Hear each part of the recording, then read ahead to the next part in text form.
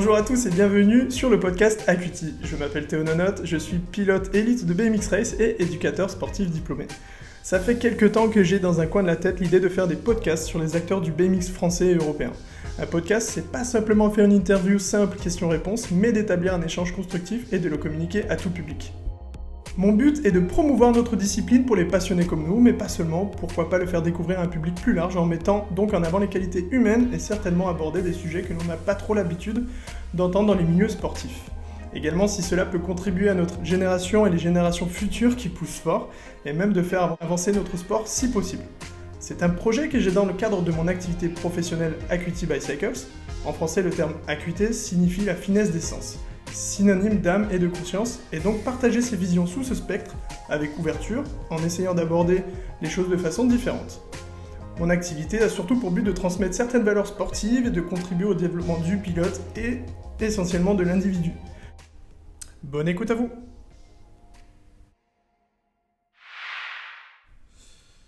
Eh ben écoute, je lance l'enregistrement. Salut Charlotte, j'espère que tu vas bien. Salut Théo, moi je vais bien aussi. Tout va bien de mon côté. Ok, je suis content de commencer donc du coup ce podcast avec toi. Depuis le temps, ça fait un peu plus d'un an et je t'ai contacté au mois de janvier pour te parler de ça. Entre-temps, tu as été occupé, j'ai été occupé aussi. Il y a eu pas mal de choses qui se sont mises en place.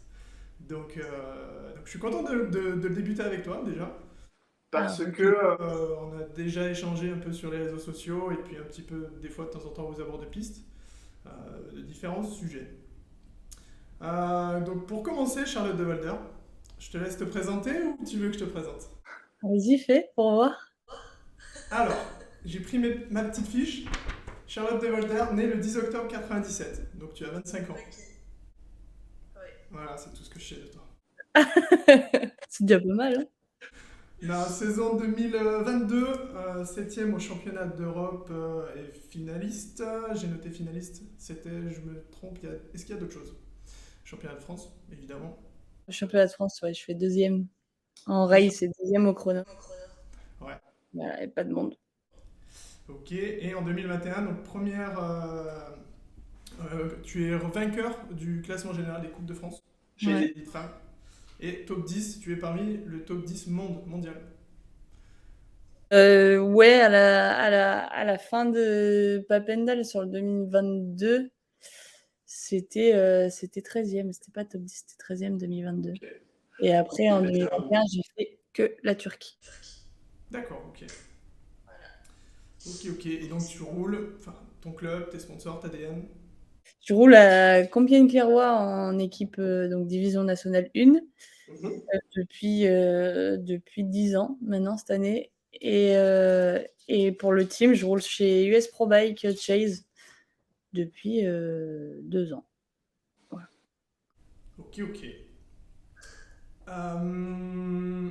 Il y a déjà des vidéos sur toi où tu parles de ton parcours, notamment sur la chaîne BMX Media, et où on peut aussi te retrouver sur Instagram, tes réseaux sociaux, tout ça, tout ça. Et du coup, moi je trouve que c'est déjà assez complet en parlant de l'athlète. Mon but du podcast, donc, ça va être de recentrer un peu plus l'humain dans le sportif, parce que de mon point de vue, je trouve que une chose en entraînant une autre, le sportif est plus placé en tant que machine, en tant que il doit performer, et du coup ça creuse le fossé entre les jeunes, les futurs athlètes, et en fait il y a une certaine déconnexion entre la réalité et ce qu'on voit sur les réseaux sociaux, les médias, etc. etc. Et moi, ce que j'ai apprécié en commençant le BMX il y a une bonne dizaine d'années, c'était la proximité avec les pilotes. Donc, ça me tient à cœur d'essayer de l'entretenir et puis de démontrer aux jeunes qui font de la compétition à tout niveau que voilà quoi, on peut progresser et puis on passe tous par là en fait. Ah oui. Et ouais. Euh, j'ai appris de la part d'Elodie Postek, qui est en études de journalisme, qui m'a dit il faut parler des actualités en premier. On revient de la Coupe de France, des 2 premières manches de Coupe de France à Vesoul. Je pense que c'est mieux, on en parlera à la fin. En plus de ça, dans l'échange, j'ai prévu ton petit point de vue sur les compétitions. Quelle serait ta compétition idéale selon toi, ou des anecdotes et tout ça. Donc, on en reviendra à la fin si tu veux. Puis, Ok. pour commencer, euh, est-ce que d'ailleurs, je parle beaucoup, tu as des choses toi à ajouter sur ce que j'ai dit? Ou- C'est hyper cool, là, ton projet, il est hyper cool parce que je suis la première à penser comme toi que les pilotes et les athlètes sont mis plutôt en avant comme des machines et qu'on s'attarde pas aux choses qui peuvent se passer derrière et à Mhm, comment on y arrive, surtout à ce niveau-là. mhm. Donc c'est super cool de pouvoir parler de tout ça un petit peu. Ouais, c'est cool. Ok. Oui, ton projet. Et puis c'est cool aussi parce que, comme je le disais, il y a BMX Media qui fait aussi son podcast. Et il est dans une démarche un peu différente de médiatiser justement le BMX qui a un gros potentiel au plus large public. Et là, ce que j'ai envie, à travers le podcast, que ce soit large public aussi, mais que les gens dans le milieu du BMX aussi puissent s'y reconnaître et puis rentrer un petit peu plus à cœur dans certaines choses. Ok, ok, mais c'est cool. Je prends trop un ton de présentateur, ça me saoule. C'est vrai, ça te va bien. Ça te va bien. J'ai des lunettes si tu veux. Enfin, je les ai pas les miennes à côté. Je peux sortir la cravate et tout ça. Mais non, mais ça va. Je reste en t-shirt, c'est bon. Du coup, en tant que personne, quels étaient un peu tes rêves quand tu as commencé le BMX? Comment ils ont évolué et quels sont-ils aujourd'hui, selon toi? Quand j'ai commencé le BMX, ben, moi j'ai commencé jeune, donc j'avais pas trop de rêves au départ. Je voulais juste rouler, je savais même pas sur quelle course j'allais. Mon grand-père me déposait et puis, enfin mon grand-père, ma mère, peu importe, et puis il fallait rouler, je roulais et on repartait. Mhm. Donc j'avais pas trop de rêves. À partir du moment où j'ai compris un petit peu le fonctionnement des courses, que ça pouvait amener et quel niveau, et cetera, qu'on pouvait avoir, j'ai commencé à rêver de choses classiques, hein, de gagner des challenges France, d'être première à un maximum de courses. Ça a commencé comme ça. Après, ça a commencé à vouloir gagner le championnat d'Europe. Puis pourquoi pas faire un championnat du monde. Et puis après, quand on grandit, mon rêve c'était d'atteindre le pôle France jeune à Bourges. Étant donné que je travaillais pas très bien à l'école, il a fallu changer beaucoup de choses. Mhm. Et une fois là-bas, on se rend compte vraiment que le BMX, ça peut devenir quelque chose de professionnel et que c'est pas juste un loisir. Donc derrière, après les rêves, bah forcément comme tout pilote, je pense, c'est les Jeux olympiques. À l'heure actuelle, je te dirais que les JO, ça reste dans un coin de la tête parce que c'est quelque chose, qu'on peut pas prévoir à l'avance, mis à part si on est vraiment au-dessus du lot.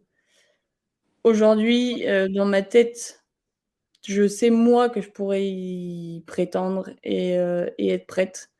Mais l'objectif aujourd'hui de ma vie, c'est, d'être sélectionnable et pas sélectionnée. C'est de tout mettre en œuvre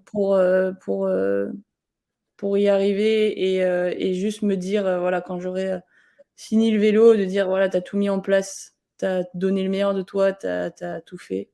Ça le fait pas, c'est pas très grave, ça enlèvera rien au travail que j'aurais fait derrière et tout ce que j'ai investi dans ce sport et surtout, tous les sacrifices que j'aurais fait pour atteindre cet objectif. Mais ça dépend pas que de moi, cet objectif, donc moi je donne tout et on verra, ce que me réserve le vélo. Ok, ok, mais ouais, comme quoi, là, en fait, on en entend souvent parler, je trouve, notamment sur les réseaux sociaux, qu'il faut décomposer et pas seulement avoir les yeux sur ton objectif final, mais en fait de quelle manière, de quelle façon tu vas mettre des choses en place pour l'atteindre, quoi. Et en fait, être détaché d'un objectif final en ayant quand même les yeux dessus, mais comment tu vas procéder étape par étape pour avancer et arriver jusque-là. Et après, voilà, et comme tu dis, il n'y a pas tout qui est entre nos mains. Et, enfin, moi, c'est comme ça que je le vois aussi. Il n'y a pas tout qui est entre nos mains. Il y a aussi une petite part peut-être des fois de hasard, de chance, qui fait que. Mais voilà, à la fin, le but, c'est surtout de ne pas avoir de regrets et puis de s'être donné à fond, d'avoir fait étape par étape.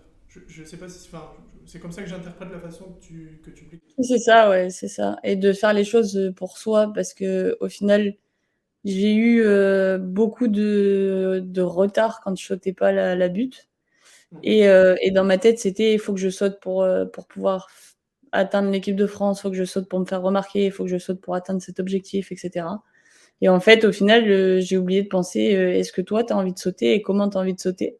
Et à partir du moment où c'est un peu ce que je raconte dans BMX Media, à partir du moment où j'ai pris conscience que en fait, ça dépendait que de moi cet objectif et que si je m'occupe que de moi, ça découlera de choses positives derrière si ça fonctionne.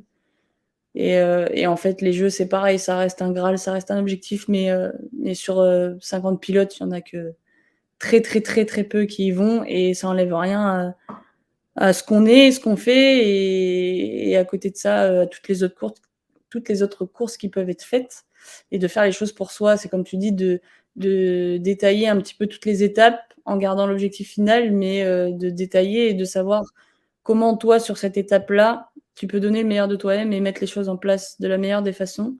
Et puis, on verra ce que ça donne. Mais ouais, c'est comme souvent quand on roule, on veut sauter une bosse en fin de ligne, mais avant ça, il y a des bosses. Ouais.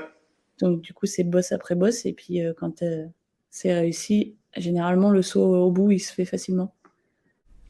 Et est-ce que justement par rapport à tout ça, tu t'es un peu identifié à des modèles ou des choses comme ça où tu t'es fixé des attentes, une projection quelconque et qui au final tu t'es dit ah mince, c'était pas forcément fondé, je me suis peut-être basé sur des trucs, c'était que moi dans ma tête ou qui n'étaient pas forcément concrètes. Moi, alors, je dis pas que j'ai pas d'exemple.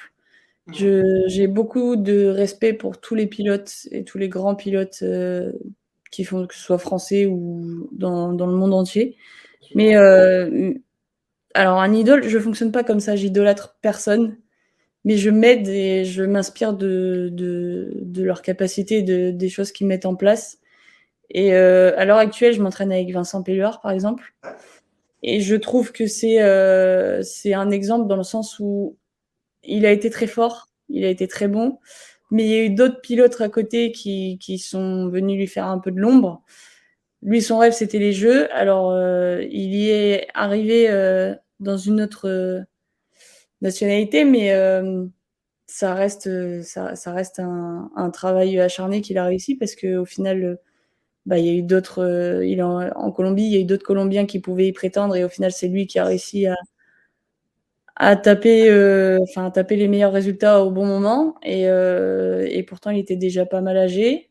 Et au final, son Graal est atteint. Donc, pour moi, c'est celui qui a eu des difficultés, on va dire, en France et qui a jamais rien lâché et ok, c'est pas grave, je suis pas dans la sélection. Ok, c'est pas grave, je suis mis un petit peu de côté. Ok, bah, je continue pour l'amour propre de sa passion. Et au final, ça va au bout. Donc moi, pour ça, c'est aujourd'hui le pourquoi je me suis rapprochée un peu de Vincent. Déjà parce que j'avais de l'affinité avec Mariana, etc. Depuis quelques années, ils m'ont beaucoup aidé aussi sur le format SX, de eux-mêmes. Et du coup, pour moi, c'est un peu ce truc-là. Avant, j'avais tendance à dire il faut que je fasse ça pour réussir ça. Il faut que voilà, il y a des critères, il y a des sélections. Un tel attend ça de moi. Il faut que je montre ci, il faut que je montre ça.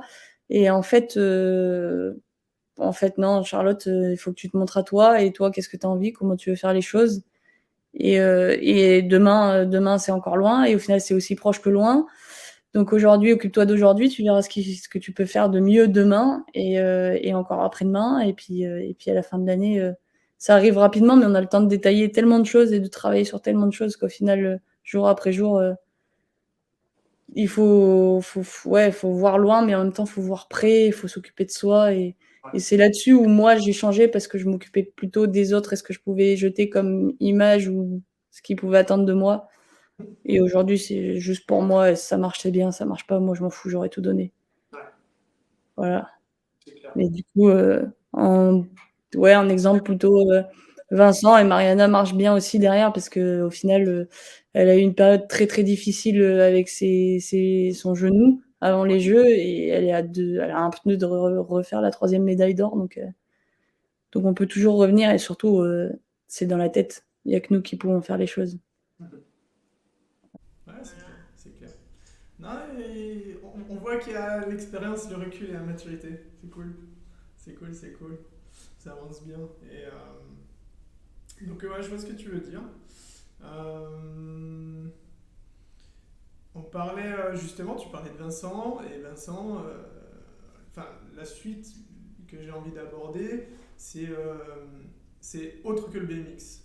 Est-ce que dans la vie, il y a peut-être autre chose que le BMX pour toi? Parce que perso, je trouve que, en fait, en tombant dans le il faut, je dois, on se renferme et on se dit, allez, il faut s'entraîner parce que les autres le font et c'est comme ça que ça marche. Et puis, faut pas lâcher, etc. Et en fait, au fur et à mesure, tu peux te renfermer. Et tu parlais de Vincent, et Vincent, mais il n'y avait pas que le BMX. Certes, il y avait d'autres disciplines du vélo. Enfin, il y a le cyclocross déjà auparavant, et maintenant un petit peu plus en compète. Et après, il y a certainement d'autres choses à côté. Mais est-ce que toi, autre que le BMX, il y a d'autres choses qui t'inspirent, qui t'aident à avancer, qui t'aident à prendre, à avoir une ouverture, et puis quoi que ce soit d'autre. Moi, je suis à fond je suis passionnée de muscu ou crossfit à côté. Alors, le crossfit, j'en fais pas tout de suite parce que je sais que c'est un sport où je vais être mordue et je vais pas pouvoir y faire juste pour le loisir. Donc, pour l'instant, je me contente de la muscu. Ouais. Le crossfit, ce sera après le vélo parce que ça sera un sport où il faut se dépasser et tu peux pas faire ça à moitié. Je pense ce sport-là, c'est soit tu te mets dedans, soit il y en a qui font pour le loisir, mais moi je sais que je fonctionnerai pas comme ça. Donc à côté de ça, moi c'est la muscu et je suis passionnée de voir comment un corps peut changer, comment on peut ressentir les choses. Il y a la prépa physique BMX, mais il y a aussi le côté comment ton corps assimile les choses. Donc ça apprend tellement de choses sur soi et aussi le corps humain et comment ça fonctionne, comment on développe un muscle, comment on développe de l'explo, c'est complet, c'est pas propre au BMX. Donc moi, à côté de ça, la muscu, il y a aussi le vélo, forcément le VTT, tout ce qui est moto, tout ça à côté, ça me passionne fort. Ok, ok. Putain, en plus, ouais, le crossfit, les niveaux efforts, ça ressemble beaucoup au BMX aussi, quoi. C'est intense, court, intense. Et pourtant, je dis ça, mais moi, je serais pas capable d'aller faire du crossfit, là. Pousser des barres pour pousser des barres. Il y en a plein qui font plus ça. Mes grands-parents qui sont fans de vélo, Ouais. c'est inadmissible d'être sous une barre. C'est inutile, c'est de la perte de temps. Il y en a plein. La muscu au crossfit, lever des poids et se faire mal, ça sert à rien. Mais je sais pas. Ouais. Ouais, dans le développement physique, c'est sûr, c'est super important, c'est clair. Ok, ok, ok. On va revenir un petit peu, du coup, j'ai pas envie de dire dans la compète, mais un petit peu sur toi, ta gestion des choses, euh, émotionnellement. Comment tu gères tes succès et comment tu gères des fois les échecs, quoi. Mais déjà, dans un premier temps, tiens, on va commencer par la gestion de la victoire. Comment tu le vis? Comment tu t'expérimentes le truc? Quelles sont les émotions qui te viennent? Qu'est-ce qui se passe? C'est la concrétisation de ton travail. Donc forcément, faut pas s'interdire d'être content, de le montrer, de l'exprimer. Après, je trouve qu'il y a une façon de le faire. Il faut rester les pieds sur terre. Et c'est qu'une victoire en soi. Si on regarde, si on sort de la course et qu'on marche dans la rue, il y a personne qui sait que tu as gagné quelque chose. Donc derrière, faut la kiffer et la vivre pleinement. Mais faut qu'elle serve pour vouloir encore plus et pas stagner et relâcher le travail qui est mis en amont derrière. Mais les victoires, je les kiffe, ouais. Je les savoure pleinement, que ce soit seul ou dans mon entourage. Ça rebooste, ça met une dose de confiance et forcément, ça garde la motivation parce que quand on n'a que des murs en face de nous et qu'on s'acharne derrière, c'est un peu compliqué derrière pour rester motivé. Donc forcément, ça joue sur la motivation. Ça joue surtout sur l'estime de soi, je dirais aussi beaucoup, quand même. Et où est-ce que tu places la victoire, du coup? Dans ma tête ou genre. Charlotte de Volder. Où est-ce que tu places la victoire? Je fais exprès de rester large. Première chose qui te vient en tête. C'est dur. Hein. Ouais, selon toi, où est-ce que tu la places la victoire? Je te laisse répondre. Je connais, j'ai vu, tu vois, tes posts et tout ça. Je sais, enfin, je veux juste avoir ton point de vue dessus. Moi, je dirais que la victoire, alors, du coup, ça me fait peur. Je sais pas si c'est la bonne réponse. La victoire, je la place en juste la progression, d'aller, de voir que le travail paye et tu vas me mettre une note? Je coche si tu donnes la bonne réponse ou pas. Moi, la victoire, je la Euh, mets plus ouais, de la motivation et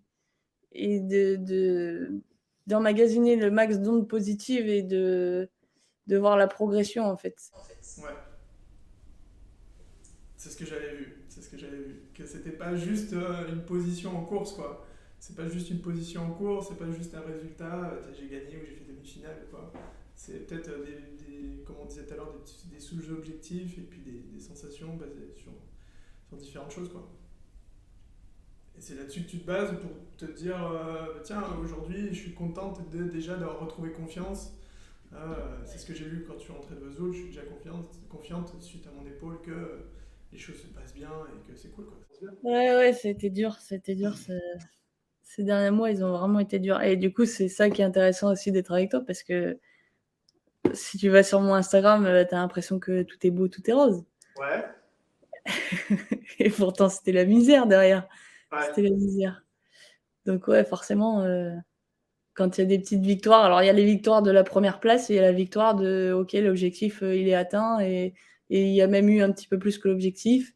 Mhm. Et pourtant, si tu regardes juste le résultat, c'est pas vraiment valorisant, on va dire. Et pourtant, quand on s'occupe de ce qu'il y a derrière, de ce qu'il y a eu et de ce qu'il y aurait pu avoir finalement, et ben, il y a du positif. Donc ça, c'est une victoire aussi.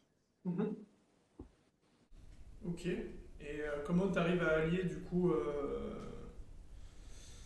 ce que tu disais que ces derniers mois c'était pas forcément évident pour toi, comment tu as réussi à allier le tout? Après, comme je te disais, comme on échangeait il y a quelques semaines, c'est que j'ai échangé avec pas mal de monde, j'ai l'impression que c'était la merde pour tout le monde, mais la merde bien, bien profonde, quoi. On était là, oh là là, c'est dur, il n'y a rien qui allait, il n'y avait que des galères sur galères sur galères. C'était bien le creux de l'hiver. Dans l'année 2022 a été hyper compliquée parce que du coup, je commence bien, il y a ligne d'or de Caen, je tombe alors que je suis devant, je suis première en quart, etc. Je me fracture je fais une petite fracture du plateau tibial là. Ouais. Je m'arrête pas et j'ai une jambe qui ressemble à un schtroumpf qui s'est pris une giclée de peinture, j'en sais rien, mais. En plus, t'es blonde, ça tombe bien. Et donc, du coup, derrière, ça a été compliqué. J'ai quand même fait, j'étais au Portugal, etc. Et au final, quand la saison s'est lancée, elle s'est vite arrêtée parce que du coup, je suis devenue épileptique sur la course de Vérone. Ouais. Ça a été hyper compliqué parce qu'au final, je me suis juste arrêtée le temps de trouver un traitement, de faire les examens le plus rapidement possible pour confirmer qu'il y avait bien une épilepsie qui va être très chiante pour la suite. Et derrière, j'ai quand même lancé la saison et je me suis pas arrêtée. Les traitements, c'était pas facile. C'est toujours pas facile d'ailleurs. Et au final, je me suis rendu compte, à la finale du championnat d'Europe, mon épaule est ressortie, elle s'est reluxée, alors que j'ai une butée depuis 2015 et que depuis 2015, il n'y avait plus rien. Ça s'est reluxé après, donc j'ai enchaîné avec le championnat de France où ça s'est reluxé aussi. Pendant les vacances, ça s'est reluxé. Et du coup, pendant les vacances, je me suis dit, OK, bon, prends les devants, prends rendez-vous chez le chirurgien pour après la saison. Donc j'enchaîne Colombie, etc. Et quand je reviens à Besançon, elle se redéboîte avant la finale du dimanche. Et le lendemain, j'avais les examens pour l'épaule. Et au final, on se rend compte que tous les ligaments sont arrachés. D'où le fait qu'elle ressaute. Parce que concrètement, il n'y a plus rien qui tient. Et là, en fait, je savais que j'avais quelque chose à l'épaule, mais je m'attendais à un petit truc sur la butée et que ce serait rien de grave. Un petit peu de musculation dessus et terminé. Et en fait, pas du tout. Arrêt complet, opération obligatoire. Et malgré que tout le monde pense que c'est sur une chute, c'est sur la crise d'épilepsie que j'ai arraché tous les ligaments. Ouais. Donc, c'est quelque chose que j'ai pas accepté parce que ça me fait encore de l'arrêt, ça me fait encore une pause, alors qu'il y a pas le temps et que, comme je dis sur mon post, c'est dur d'accepter de voir encore une fois que je dois rattraper mon niveau et pas juste progresser. Donc ça c'est de la perte de temps, je l'ai pas accepté parce que déjà d'accepter d'être épileptique, c'est un peu compliqué.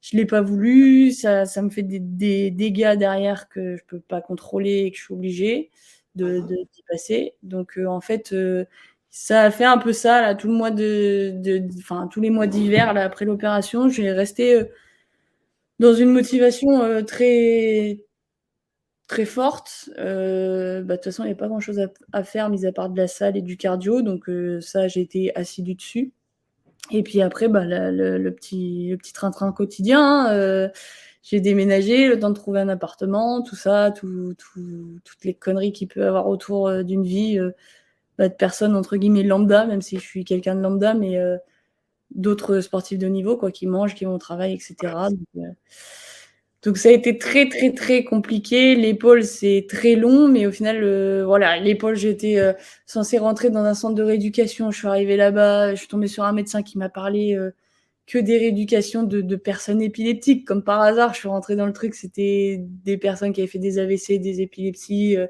des personnes qui sont amputées. Je me suis dit: «Wow, wow, c'est pas pour moi ce truc-là», donc il a fallu trouver un autre kiné, donc prendre du retard sur l'épaule et au final, j'ai trouvé des pépites. J'ai 2 kinés là qui sont géniaux et on a bien rattrapé le retard et c'est surtout que là, ça va faire, ça fait à peine 5 mois, même pas encore, le 8 fera 5 mois et je suis sur mon vélo alors que finalement, normalement, c'est 6 mois d'arrêt complet. Donc voilà, c'est dur à accepter de s'arrêter en demi le samedi là, à Vesoul, mais au final, j'aurais même pas dû être sur mon vélo donc Ouais, ouais, je me ouais. sens très bien et voilà et là la victoire. Même Et si ouais, elle me plaît pas du tout cette victoire, mais du coup voilà. ouais, c'est bon à Donc prendre, c'est classe. ça a été dur, j'ai pas honte de dire que je me suis aidée, j'ai eu un prep mental, j'ai fait un tour chez le psychologue, C'est ce que j'allais te dire.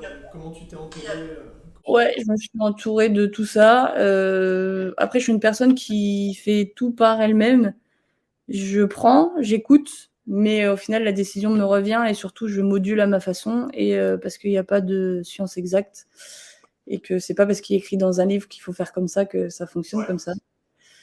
Donc du coup voilà, mais là ça y est, je sors la tête de l'eau, je vais mieux et je sais pas quand est-ce que ça va s'arrêter le vélo, mais ça va être très compliqué, moralement parce que là, en fait, c'est mon échappatoire, complet le BMX donc avec tous les risques qu'il y a autour, ça reste quand même, là où je me sens le mieux et surtout où tout est oublié derrière, Ouais, voilà, on rentre à la maison, c'est différent, quoi.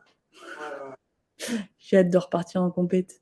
C'est ça, ouais. Quand tu pars en compétition, tu fermes la porte de chez toi et tu dis, bah là, ce qu'il y a chez moi, ça reste chez moi. Et là, je pars en compète et j'ai que ça à faire et à kiffer, et à penser et tout. Et c'est vraiment cool pour ça, ouais. C'est clair. Euh, ouais, l'entourage, c'est super important, quoi. C'est super important.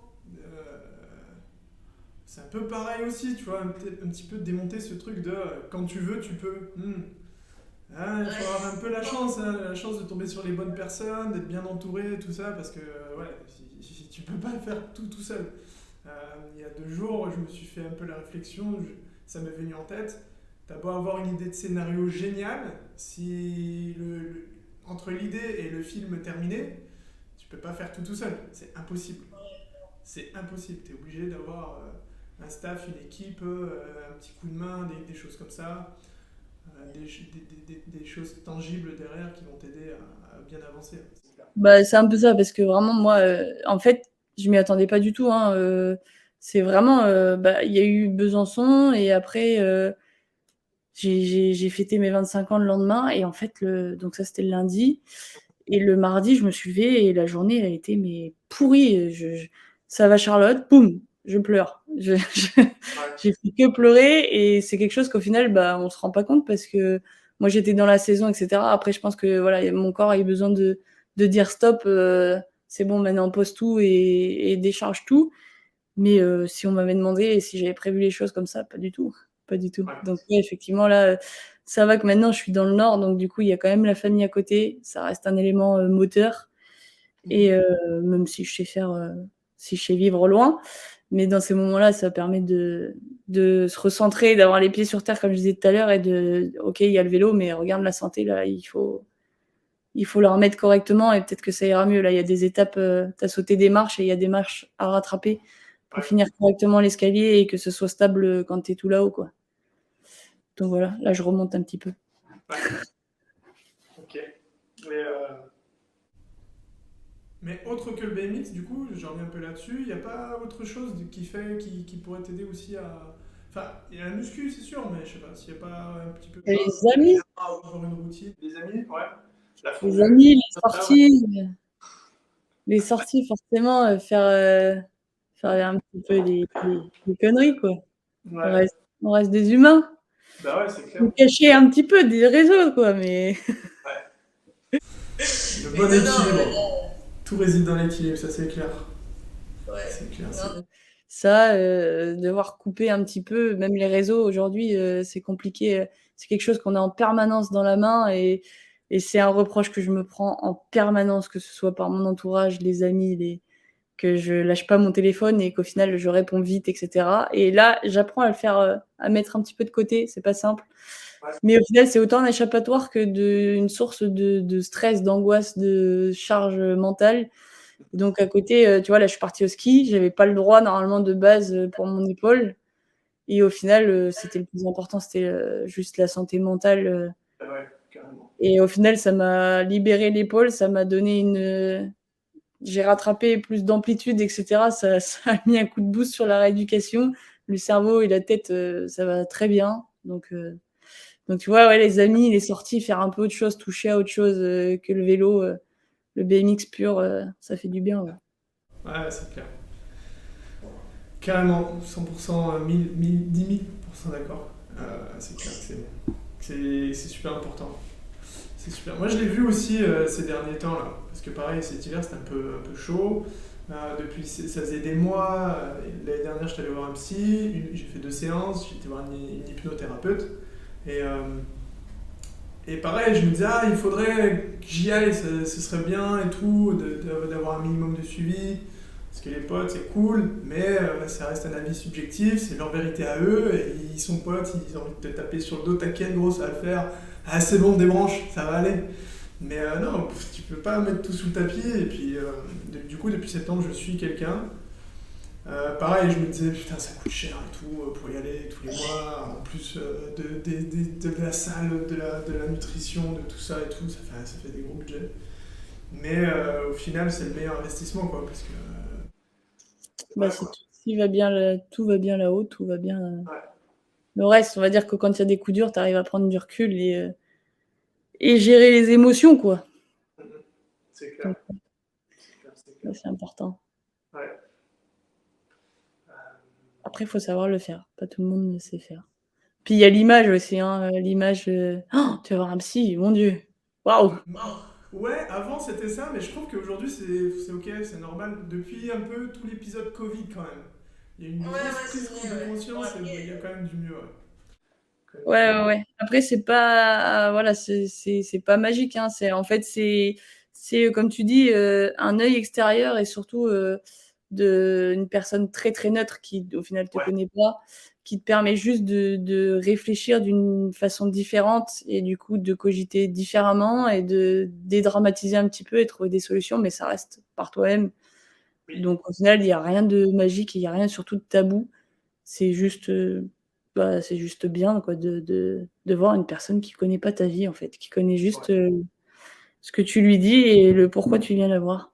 Puis c'est son job, elle a des outils, enfin la personne a des outils, c'est son job, elle te donne des outils, puis tu te débrouilles, tu fais comme tu veux derrière. Hein? Je suis d'accord avec toi, c'est bien Théo. Ouais. Alors, merci. Je me mettrai dans mon sofa la prochaine fois si tu veux.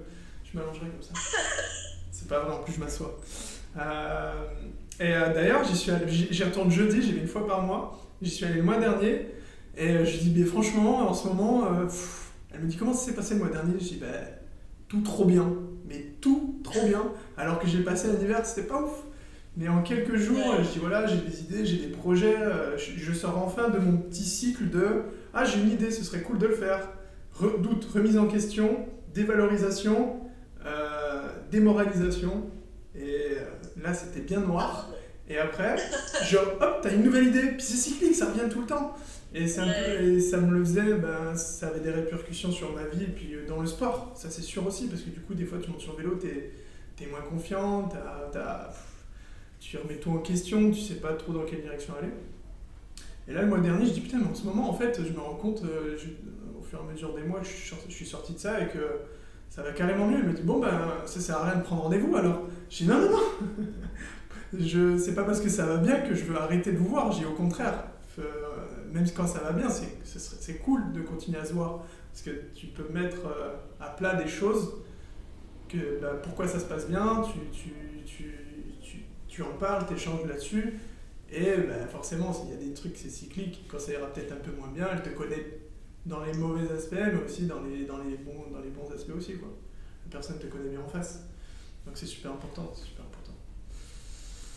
Euh, Notamment, enfin, le podcast, tu vois, ça fait 1 an et demi que j'ai l'idée de le faire. Et que je me dis, bon, je sais pas, tu es là, tu te dis, mais autant, je suis qui? Je suis qui pour parler du BMX? Je suis qui pour machin, parler de ça et tout? J'ai envie d'en parler avec des athlètes, j'ai envie d'en parler avec des acteurs du BMX. Euh, j'ai pas de diplôme de journalisme et tout, mais bon, aujourd'hui il y a des podcasts partout, c'est de l'échange et tout, et puis tu peux toujours en tirer des choses. Libre aux autres d'en tirer ce qu'ils en veulent, et puis voilà quoi. C'est super cool. C'est super cool. Et donc du coup, si tu veux, on termine là-dessus. Tu dois partir à l'heure ou pas? C'est bon, là, je t'ai mis dans la tranche horaire parfaite. Ouais, nickel. Moi, je dois aller m'entraîner. En plus, ce matin, j'ai pas eu le temps. Je suis revenu de Marseille et PH, il m'a envoyé sprint matin, muscu l'après-midi. Je me dis, PH, en ce moment, je peux pas faire 2 entraînements par jour. Là-bas, ils m'ont envoyé SMS. J'ai dit, je te rappelle après. Mais ça va, je suis pas trop pressé. Pas trop pressé là-dessus, je le calerai derrière. Et du coup, pour en revenir à Vesoul, comment ça s'est passé pour toi? Comment tu... Voilà. Ben, tu vois, avant de partir au ski, Mhm. je regardais Arthur, on se regardait dans la séance de kiné, là c'est mon kiné Arthur, Ouais. et je me disais mais mec, j'arriverai jamais, jamais, jamais. Je suis partie, sur Lyon, Dijon, tout ça, m'entraîner avant de partir au ski. C'était un enfer. C'est-à-dire que pour, rouler correctement, il fallait que je roule 40 minutes pour pouvoir faire un manual où si ça tape, je tiens un petit peu le guidon, mais voilà, je fais mon premier saut, la dernière session avant de partir, au ski, donc on va dire, 3 semaines avant Vesoul, Mhm. et j'y croyais pas du tout, et au final, quand je suis revenue du ski, on a retravaillé l'épaule. Moi, j'ai été rouler et ouais, ça s'était jamais passé aussi bien que c'était la première fois où je retrouvais les sensations, j'avais aucune douleur, les magnoles, ça allait. Les starts, bon, bah, voilà, hein, si on regarde en détail, la position, l'engagement, tout ça, il manque beaucoup de choses, encore à améliorer et surtout à rattraper parce que c'est pas de l'amélioration là, c'est juste, hem, l'amplitude d'épaule qui manquante qui fait que ça va pas, au bout des gestes. Mais du coup, j'ai commencé à me dire: «OK, Vesoul, bah, détente, quoi, ça peut aller». J'avais peur de me faire mal, mais au final, je suis tombée et je me suis éclatée la l'épaule dans la bosse, ça a tenu. C'est même la cheville qui a pas tenu, plus que l'épaule. Donc Ouais.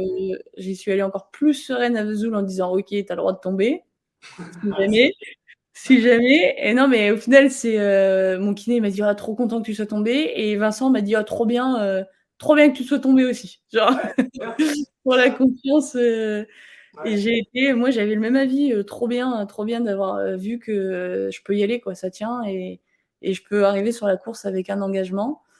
Bon, au final, je suis arrivée à la course, je me suis dit: «Waouh, en fait, c'est pas l'épaule ni, le physique qui va te poser problème, c'est la tête».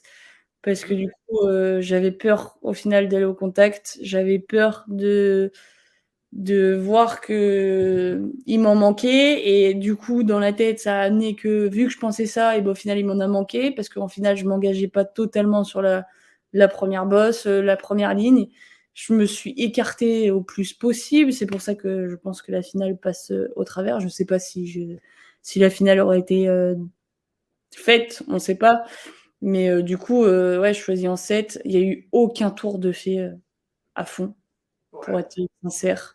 Vraiment, quand je fais le détail là, bah, je suis pas revenue fatiguée, quoi. Ouais. J'ai fait, je pense que j'ai mis plus d'intensité quand je décidé de faire des lignes aux essais que sur le tour en lui-même, en course. Donc, c'est la première fois que j'ai été comme ça et c'est très, contradictoire parce qu'au final, j'avais qu'une hâte, c'était de me retrouver sur cette grille et sur cette course et quand j'y étais et ben, mon cerveau me retenait sur l'arrière au final et par exemple en demi, j'avais le choix entre la 4 et la 8.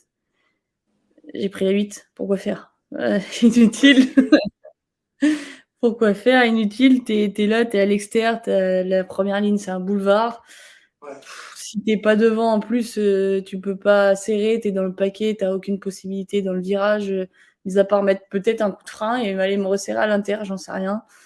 Mais du coup, en fait, j'ai lâché dès la première ligne. C'est la première fois de ma vie que ça arrive, de lâcher, j'ai été déçue de moi d'avoir choisi la 8 quoi, de me mettre une balle dans le pied toute seule et OK, c'est une reprise, c'est trop bien, tu as fait une demi, mais en soi, avec le système des last chance là, maintenant, tu fais 2 tours et le Ouais. 3e tour, tu es éliminé. Tu te déplaces pour ça, en plus, le lendemain, c'est annulé.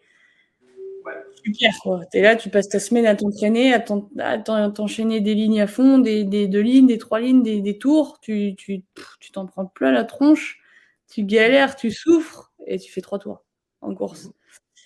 Et en plus, tu te mets pas à fond et tu mets pas la bonne intensité et la bonne attitude, le bon engagement. Donc, ouais, Vesoul, très bien pour le côté, épaules, le niveau, il est pas trop Ouais. dégueu et cetera. Parce qu'au final, je sais très bien que c'est pas sur le vélo ou mon corps qui a enfin, purement le physique, les muscles ou quoi que ce soit qui a manqué.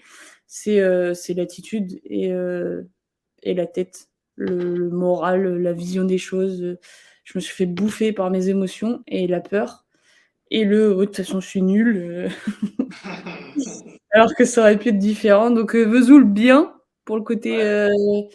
retour aux compètes, physique, top et cetera mais tu vois, le dimanche, j'étais complètement différente et rien que, tu vois, sur l'échauffement, le samedi, j'étais un peu, ric-rac, d'aller en pré-gris, d'être chaude au bon moment et cetera et alors que le dimanche, tout était prêt, quoi.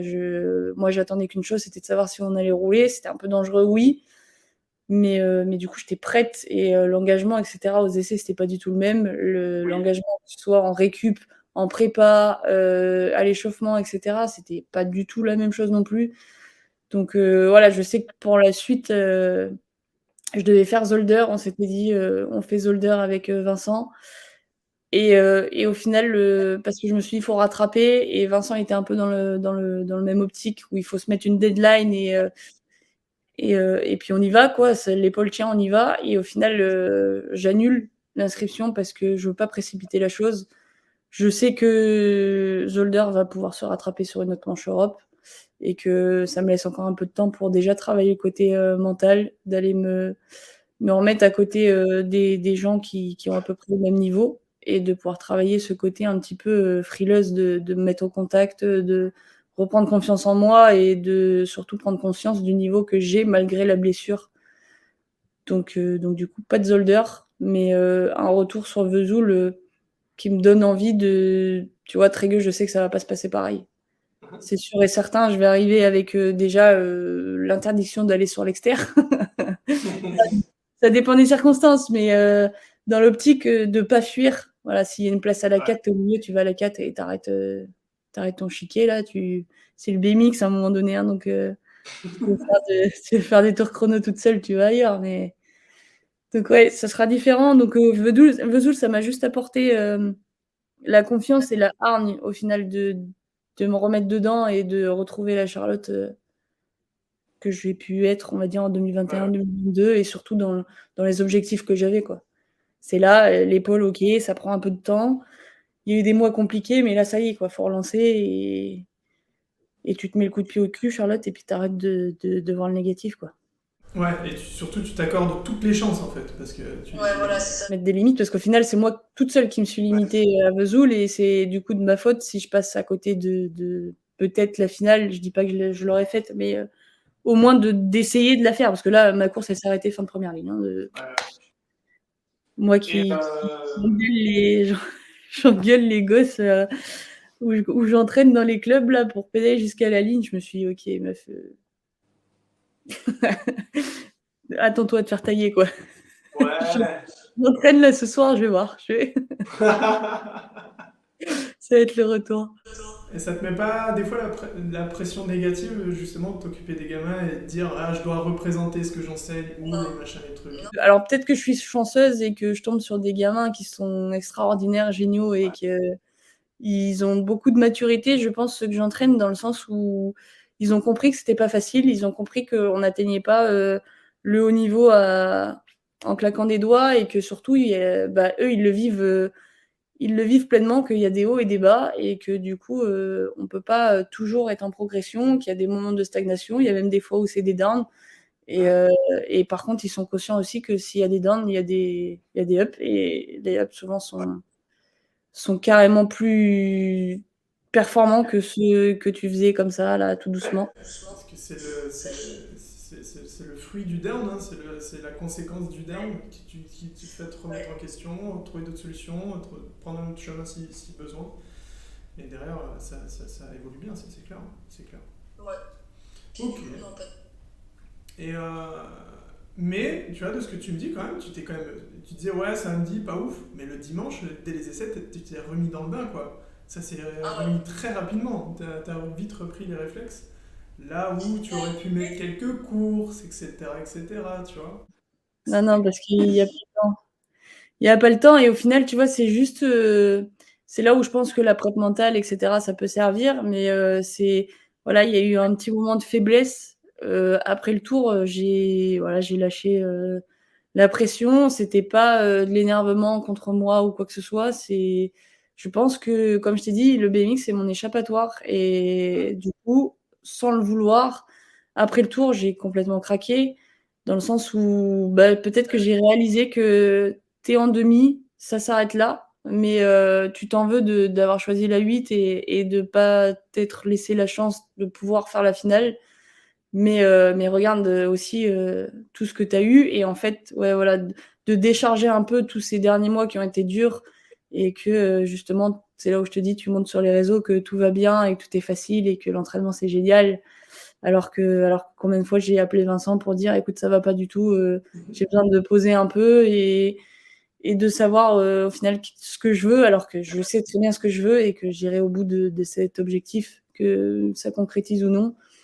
Mais du coup, ouais, juste le temps de relâcher un peu, et forcément avec des retours, voilà, on vient de me parler, je m'entoure de personnes en qui j'ai confiance et qui me connaissent surtout, qui savent ce qui s'est passé, ce que j'ai vécu, et qui te permettent de retourner un peu les pieds sur terre, comme je dis. De toute façon, de garder les pieds sur terre, c'est la clé de te dire, ok, t'es pas surhumaine, mais il s'est passé ça aujourd'hui. Par contre, tu peux te donner la chance que demain ce soit différent. Comment tu peux faire?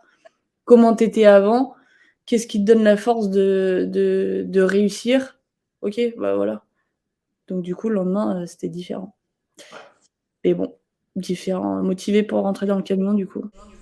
Ouais, c'est ce que j'allais dire, c'est que t'es motivé, et là, élément extérieur, hors de la maîtrise de quiconque, enfin en tant que sportif, annulation de course, quoi.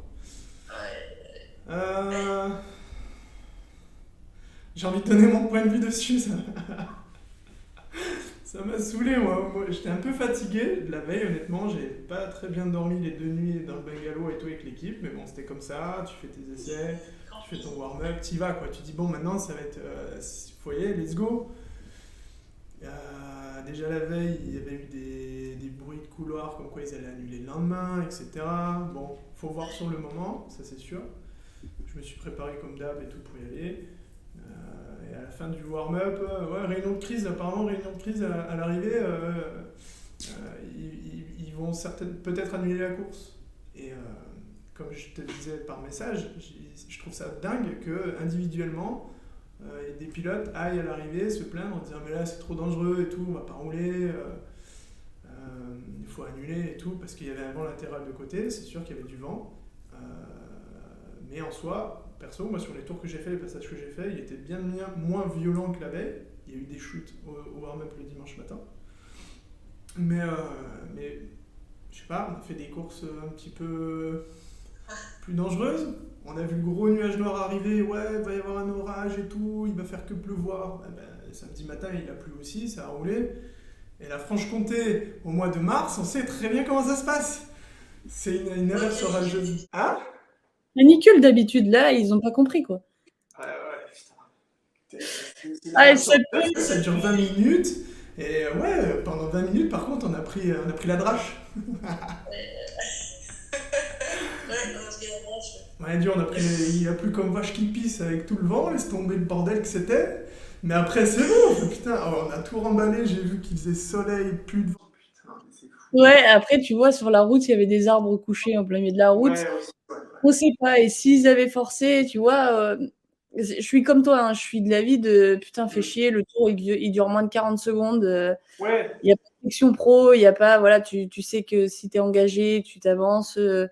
Voilà, et on apprend aussi à rouler dans le vent. Si on roule à l'entraînement et dès qu'on s'arrête, on s'arrête dès qu'il y a du vent, c'est compliqué pour voir la suite.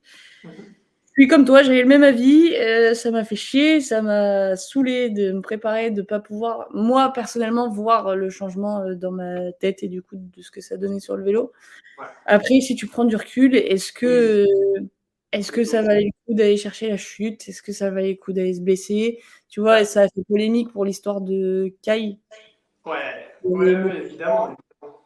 Je pense que depuis ce temps-là, ils font très attention à ça aussi. Évidemment. Voilà, c'est surtout les têtes de liste qui sont allées se plaindre. Mais c'est ça le truc, c'est que c'est dans la décision, moi je sais pas tant la décision, même si là, de ce que j'ai expliqué, il y a beaucoup la décision elle est ce qu'elle est, tu vois, tu peux pas maîtriser, mais c'est de la façon dont c'est fait, tu vois. D'autant plus que, pour notre sport, où il y a des choses qui essayent d'être mises en place pour évoluer, pourquoi c'est toujours un peu toujours les mêmes râleurs en plus qui viennent et qui râlent et puis voilà, alors qu'il y a des responsables d'équipe, alors qu'il y a des directeurs sportifs. Ouais, c'est ça, ouais. Ouais, si je vois ce que tu veux dire, faire une réunion dans les équipes, des pilotes, et c'est les gérants DN qui vont donner, voilà, nous dans notre équipe, c'est plutôt cet avis-là, et c'est sûr que ça, déjà, vu qu'il y avait les caméras, ça donnerait mieux. L'image serait mieux, ça serait un peu plus pro, on serait plus écouté pour tout le monde, parce que c'est vrai que du coup, on n'est pas tous tête de liste et ça mériterait de donner la parole à tout le monde. Mais ouais, je suis d'accord avec toi là-dessus. Et voilà, sur la décision elle-même, tu sais pas s'ils voulaient abîmer la piste ou pas. Est-ce que ça aurait. Moi, on m'a dit, quelqu'un de l'organisation m'a dit, oui, mais regarde les virages, ça aurait glissé. Bon, écoute, d'accord, donc si ça, pourquoi pas. Et du coup, je me suis dit, ok, bon, c'est une année importante quand même, c'est l'année avant les Jeux. Est-ce que voilà, les têtes de liste, et tu vois, il n'y avait pas Sylvain, il n'y avait pas ces choses-là sur la course. Samedi, la course c'était une C1, elle marquait des points. Ouais, du coup, le lendemain, ça compte pour rien. Donc ouais, tu comprends pourquoi la veille, ça n'a pas été annulé et le lendemain annulé. Mais de toute façon, comme tu dis, la veille, c'était déjà, limite, la décision était déjà prise que ce soit annulé pour le dimanche. Hein. J'ai entendu. Moi, ce que je trouve dommage, c'est que voilà, il y a des choses qui sont mises en place et tout, il y a une bonne dynamique, mais qu'à chaque fois, dans les faits concrètement, c'est presque. L'émulsion et c'est trop. Ouais, c'est comment on appelle ça? C'est impulsif. Ouais. Ouais, les réactions, c'est fait de manière impulsive. T'arrêtes à l'arrivée et tu gueules que là, c'est bon, c'est trop. Ouais. Non. Voilà. Ouais, je suis d'accord avec toi là-dessus. Ça mériterait de prendre plus de recul. Ouais, en fait, si je parle de ça aussi, c'est parce que je voulais parler un peu, tu sais, pour toi, la compétition idéale, qu'est-ce qu'on pourrait améliorer, qu'est-ce qu'on pourrait changer. Parce que, comme le dit Clément Guérin pour BMX Media, c'est un sport qui a un potentiel de dingue. Et aujourd'hui, malgré les dynamismes de beaucoup d'équipes, de clubs, etc., ben, il y a toujours des petits couacs et si on peut échanger dessus et essayer d'apporter des améliorations, il faut le faire quoi, pour que ça aille dans le bon sens pour tout le monde en fait. Aussi bien pour les organisateurs que pour les pilotes, que pour les équipes, que pour les sponsors, les partenaires, etc., etc. C'est sûr, c'est sûr, c'est sûr. Est-ce que toi tu voudrais, je sais pas, avoir partager ton point de vue là-dessus? Est-ce qu'il y a eu une amélioration globale qui te Sur tient la à- course, je trouve Soit, ils se sont quand même améliorés, tu vois, d'un point général que ceux du matin n'aient pas à attendre toute la journée pour faire ouais, leur phase finale déjà. ouais, Ça, c'est un bon point. clair. T'es déjà Euh, arrivé Non, Attends, non? non, j'ai de la chance. Puis alors là, du coup, ça commence à remonter. Tu vois, quand tu vas en manche Europe et que tu es sur la piste à 8h30, tu comprends Ouais. pas trop ce qui t'arrive, quoi. Bon, donc, au moins, ça nous fait. Watch the gate, tu te frottes les yeux comme ça. Watch the gate. Attends. C'est à 5h, là. C'était d'ailleurs très drôle, la story. Le coach à 5h qui déboule de la chambre. Ouais, Je sais pas si tu l'as vu passer sur Connery BMX. je l'ai vu. C'est un peu le cas, quand même. C'est ça. Hein. Non, là-dessus, c'est bien. Après. Bah, ça dépend de chaque club, mais tu vois, sur la restauration, etc. Donc nous, on n'est pas trop embêtés bah, dans nos tentes. En tout cas, pour Compiègne, on arrive un peu à... On a tout ce qu'il faut, tout est mis en place pour que nous, on n'ait rien à attendre et surtout pas de questions à se poser de comment je vais faire pour manger ou quoi que ce soit. Mais je sais que voilà, sur les gens autour, des fois, ils se tapent des bonnes frites avant de rouler et les pâtes, elles sont à 5 balles, mais elles sont pas cuites, tu vois. Ouais. Donc sur le côté, je dirais restauration et secouristes aussi, qui Ouais. pourraient s'améliorer parce que les secouristes du coin sont bien gentils, mais quand il y a des vraies chutes dans le vélo, ça fait un peu peur. Moi, j'en ai fait les frais trop de fois de tomber d'un plateau quand on me ramasse là, le temps d'aller à la tonnelle, il y en a un qui lâche, qui me trouve par terre. Vraiment, Désolé de rigoler à ça. de me faire enlever une attelle de coude alors qu'il reste un scratch attaché et qu'en fait j'ai le coude pété, mais il tire dessus sans s'en rendre compte. Donc ouais, les secouristes un petit peu plus, comment on peut dire? Je dirais pas compétents, mais ouais, c'est peut-être le mot quand même, tu vois? Adapté? Ouais, Adapté. C'est plus gentil. ok. C'est ça, mais sinon sur le format de cours, je trouve que, en tout cas pour nous, pour notre KT, c'est quand même quelque chose de bien. Pour les filles, si j'ai un mot à dire, c'est que je suis très consciente que pour les gars, les last chance, etc., les LCQ, c'est trop bien pour vous et parce que vous êtes nombreux et que la journée était dure et très longue et que du coup, par rapport aux filles, il y avait un petit peu de marge. Mais tu vois, en Coupe de France, pour les autres Coupes d'Europe, Coupe du Monde, etc., c'est très bien.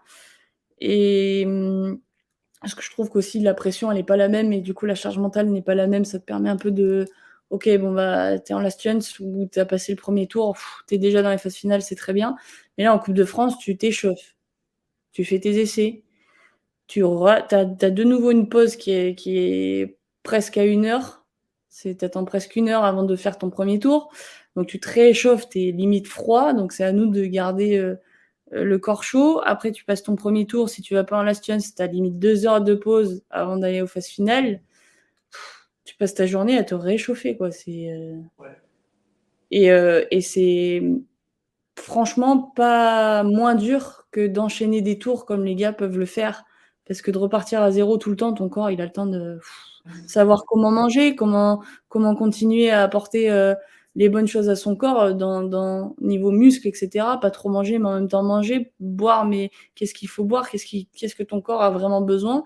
C'est pas du tout les mêmes apports qu'un mec aura besoin parce que son corps est tu vois, en activité en permanence au final. Donc ce côté-là pour les filles, je pense que c'est un peu un avis général, j'en sais rien vraiment, mais de ce que j'ai Ouais. déjà pu discuter, Ouais, je vais changer. c'est un peu. Ouais, je te dis, tu t'arrêtes en demi, t'as fait 3 tours, quoi, t'es content. Ouais. Et Je t'as pas de comprends. prime. Pas de? T'as pas de prime, tu rentres chez toi avec ta médaille. Voilà, c'est tout. Ah ouais, c'est clair. Moi, je trouve que il a autant d'avantages que d'inconvénients, ouais, ce format-là. Ouais. Il a l'avantage de, bon, bah, pour le public lambda, il comprend le format, c'est plus compréhensible pour le spectateur. Ouais. Pour les pilotes tête de série, c'est top parce qu'ils gardent du jus pour la suite. Quand t'es dans les 4 premiers, tu vas direct en phase finale, c'est vraiment bien aussi. Par contre, il t'arrive une galère première manche, où t'es pas en forme, ou j'en sais rien, la chaîne, pareil, le deuxième tour, tu fais 3 à un pneu, bah t'es bon pour rentrer chez toi. Et comme disent les potes, t'as la mort et tout est mort, quoi. T'es super content. Ouais. Tu remontes dans ton petit minibus là qui vibre et t'es serré dedans. Tu rentres chez toi. Tu dis waouh, super. Et de tout. Et ouais, Et on te demande à l'entraînement d'enchaîner 4 full laps. Voilà. ouais. Ouais, C'est clair. mais de toute façon, comme tout, il peut pas avoir que du positif. Mais Voilà, bien sûr. Mais après, quand même pas voilà, c'est là, donc je fais avec. Hein, c'est vraiment pas râler ou critiquer. non, ouais, bien sûr. Plutôt voir le côté, bah là, plutôt négatif. Mais comme tu dis, ouais, le côté positif, c'est que ça permet de garder du jus. Et après, c'était pareil pour tout le monde. Donc voilà, c'est l'entraînement. Hein, celui qui arrive à mieux supporter tous les tours qu'il y avait avant, bah voilà, c'est lui le plus fort en général, quoi. Ouais. C'était la même chose pour tout le monde. Donc, mais tu avais un peu plus de tours. Moi, je sais que quand je rentre à la maison avec mon grand-père, plus ça va et moins tu fais de tours, il me dit. Ça, j'ai souvent entendu, c'est vrai. J'ai souvent entendu, plus ça va, moins tu fais de tour. C'est vrai. Bon, pour l'instant, s'il me dit ça juste pour le format et pas parce que je régresse, ça va. Hein. Ouais, Je ça me va. dis, c'est vrai. C'est clair. C'est clair. Ok, mais écoute. Non, ouais, c'est pas de la critique. Enfin, c'est de la critique constructive. C'est donner les points positifs et les points négatifs et s'en servir pour continuer d'améliorer. Ça, c'est clair. C'est vrai. Ok, bah écoute, pour moi, on a un peu fait le tour sur pas mal de choses. Euh, je te l'ai déjà demandé. Bon, après, c'était par rapport à Vesoul, les formats de race, mais ouais, écoute, tout. Là, pour toi, l'objectif de ce podcast, c'est d'atteindre tout le monde ou surtout de montrer aux jeunes ou ceux, comme tu dis, ceux qui vont devenir, entre guillemets, des Ouais, petites pépites, ouais, de montrer le chemin par lequel peut-être ils peuvent passer, c'est ça? tout le monde. Tout le monde. Ouais. Montrer que peu importe ton niveau, d'où tu viens, de tout ça, en fait, tu peux échanger et que l'accès, il est un peu, je vais pas dire universel, mais je sais pas, moi je vois de mon parcours, j'aurais apprécié en fait avoir peut-être des témoignages, avoir eu des échanges un petit peu plus directs, plutôt que de me fonder en fait une projection. Une forme de projection, et puis tu te mets des barrières, tu te poses des questions de légitimité, ouais mais lui si, mais alors que moi ça. C'est de la comparaison bête, mais je pense qu'on est tous tombés là-dedans dans de plus jeunes âges. Sortir d'un petit peu ça, un petit peu plus tôt enfin, transmettre de l'expérience en fait. Et en fait, tu vois, là je le fais avec toi, mais je pense qu'un de ces quatre, je vais prendre mon micro, puis je vais aller au club de Bolène, et je vais dire au petit qui a commencé le BMX au mois de septembre, qu'est-ce que t'aimes dans le BMX, qu'est-ce que t'aimes dans le groupe, qu'est-ce qui te motive, tu vois, un petit peu donner la parole, partager des expériences et des points de vue de chacun, quoi, que tu sois un groupe loisir, au groupe apéro le lundi soir à boire des bières. Tu me club celui-là. Ouais. Ils sont là, ils sont assis sur le vélo, ils attendent, putain, c'est à quelle heure la fin, bordel, putain. C'est l'heure d'apéro. Mais ouais, parler, tu vois, je voulais en parler avec Clément Guérin, si à l'occasion je peux parler de son point de vue sur la médiatisation, son Gérin. Bon, enfin, C'est Gérin. Gérard, ah pardon, c'est vrai en plus, j'ai lu sur le maillot de son frère en pré-gris. Je me suis dit, putain, mais c'est vrai, il n'y a pas de U, et en français, quand tu fais le jeu plus le E, le G plus le E, ça fait jeu. C'est vrai, je me suis dit, ouh, j'ai poussé la réflexion.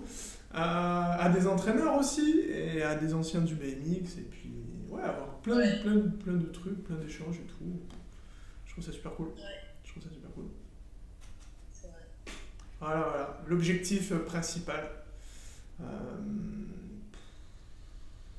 Rendre plus large, rendre large, sortir de ses carcans, sortir de tout ça, peut-être des fois déconstruire des trucs et puis voir qu'il y a différents angles, pas seulement une vérité, tout ça, tout ça. Ouais. Voilà. Surtout ça qu'il faut qu'ils retiennent les gens. Comme j'ai dit tout à l'heure, c'est pas parce qu'il écrit ça dans un livre que c'est la seule solution et la seule façon de réussir. Absolument pas. Carrément. Que du coup, oui, c'est sûr qu'il faut se donner les moyens pour réussir, mais qu'il n'y a pas qu'une seule personne qui peut réussir et tout le monde peut réussir. Ouais. Et puis de toute façon, ça dépend de l'échelle de chacun, où place son échelle quoi, de réussite et voilà. Ouais, surtout, c'est pas parce qu'en minime tu galères que tu peux pas atteindre un bon niveau après. C'est clair. Voilà. J'ai commencé en minime, je faisais 7 en manche. Je prenais des tartes, on faisait les nord-est, ma mère m'emmenait 2-3 heures de route, 3 manches, et on rentrait à la maison. T'avais une crêpe avant de partir. Même pas. Dépêche-toi, on rentre, c'est de la route. Oh merde. Si, de temps en temps quand même, j'abuse. Ouais. Et tu vois, c'est ça aussi, dire. Enfin, merde, j'ai débranché peut-être un truc là. Ça va pas. Ouais, j'ai débranché, je relance l'enregistrement micro, ça s'était débranché, c'est bon. Ouais, qu'il n'y a pas d'âge pour commencer, qu'il n'y a pas de niveau, il n'y a pas de chemin parfait, tu vois. Tu n'es pas obligé d'aller soit en Pôle France ou d'être qualifié aux Jeux Olympiques pour être légitime dans ta KT, enfin plein de choses comme ça, quoi. C'est clair. Ouais, parce que pour le coup, tu vois, moi qui ai vécu la phase Pôle France, je pense que tu es en Pôle France, Pôle olympique, tu as une autoroute pour atteindre tes objectifs. Si tu n'es pas dedans, tu passes plutôt par la nationale et parfois les routes de campagne, on va dire. Mais souvent les routes de campagne quand même. Ouais. Mais tu vois, moi je sais que je progresse plus de façon individuelle avec ma vie à côté, mon chez moi, mon activité, le fait de pouvoir aller entraîner, de pouvoir sortir, de pas être toujours dans le même schéma et un jour je vais à la salle là-bas et puis au final le lendemain je vais à une autre salle parce que du coup l'ambiance est mieux ou juste le matos est mieux pour la séance que j'ai à faire. Voilà, t'es à skate et tu vois le même environnement tout le temps. Ouais, je sais que ça, en fait, mon moral serait tellement atteint que ça serait pas productif sur le vélo. Alors que là, je vois mes grands-parents 4 fois par semaine, ça me va très très bien et j'ai besoin de ça au final pour perfer parce que sinon, en fait, ça m'a juste appris à me connaître par cœur et à l'heure actuelle, il y a personne d'autre que moi qui me connaît autant et qui juste moi, du coup, si tu es à mon écoute, tu vas pouvoir m'aider, mais du coup, de manière individuelle, je fonctionne mieux. Pas que j'aime pas m'entraîner avec les autres, j'adore ça, Oui. Mais d'avoir mon coach à moi, c'est mieux. Tu t'écoutes toi et tu n'écoutes pas le truc de bah tiens, il faudrait ça pour toi en fait. Non, Ouais. que moi-même qui peut savoir ce qui me correspond et puis. Je teste, ok, voilà. Ouais, exactement, il n'y a pas que des pôles qui laissent des portes ouvertes. Et ouais. Ouais. Ok, bah écoute, je vais te laisser aller manger ta petite crêpe Waouh, il est 16h56. C'est bien, non? Je vais me préparer là parce que du coup j'entraîne à 18h. Et ouais, ok. Après, pour une fois, j'aurai une excuse d'être en retard du coup. Non, J'aurai c'est une vraie excuse. Ok. Ouais. Ok, bah écoute. Hein? Trop cool, j'espère que tu auras plein d'autres informations avec ceux que tu vas interviewer. Ouais. C'est trop cool. Sylvain était chaud en même temps que toi. Après, il a pas mal bougé. Thomas Jouve, Christelle Gauvin, Mathilde Doudou, moi, je les connais un petit peu, donc j'en ai parlé en direct. Et puis au fur et à mesure et tout. Thomas, je vais en parler avec Thomas Baroka aussi, qui est ultra passionné. J'adore son point de vue, sa façon de travailler et tout. Et puis voilà quoi. Ouais, il a fait un vrai truc là, Thomas. Ouais, ils sont chauds, ils sont très très chauds. Ouais. Très, très chauds. On voit. Ouais. C'est chouette. C'est chouette que du coup, tu vois, lui, il montre vraiment qu'au final, il s'entêtait à continuer à rouler, et cetera, et cetera. Je pense qu'il l'a très mal vécu et que ça a été je sais pas, je vais pas parler à sa place, mais de l'extérieur, ça donnait l'impression que, voilà, il continuait la tête contre un mur et au final, peut-être que sa place était ailleurs à ce moment-là et il a trouvé sa place. Enfin, je trouve qu'il fait un truc, trop, trop bien, tu vois? Ouais. Moi, c'est Et à cette époque-là, il luttait un peu et il me disait, mais en fait, je me rends compte que je suis autant, voire même plus passionné de transmettre, de faire progresser et tout, que de rouler de moi-même, en fait. ouais, ouais. C'est ça qui lui a aidé à faire la transition. Ouais, je le découvre aussi. Ok, bah écoute, je te remercie. Merci beaucoup. Merci à toi, Théo. De rien. On se fera une raclette à l'occasion. Hein. Non, il y Ouais, a une fondue. une fondue. Faites ça. Carrément, carrément. Et ben, Ah, entraîne-toi bien. ouais, merci. Bonne session de sprint. Ouais, merci beaucoup.